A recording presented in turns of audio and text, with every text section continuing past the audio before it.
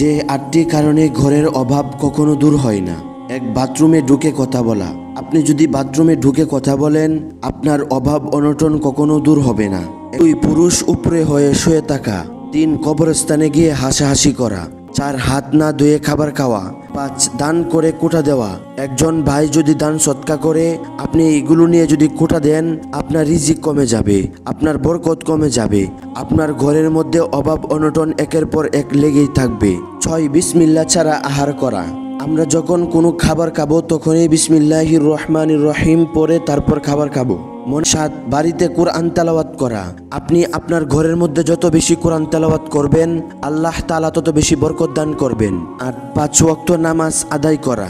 আপনি যদি ঠিকঠাক মতনে 5 ওয়াক্ত নামাজ জামাতের সহিত আদায় করেন, আপনার অভাব অনটন দূর হয়ে যাবে, একের পর এক বিপদ আপনার কাছ থেকে কেটে যাবে।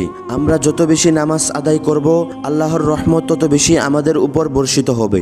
আল্লাহ তাআলা আমাদেরকে এই আমলগুলো করে বরকত হাসিল করার তৌফিক দান করুক। আমিন।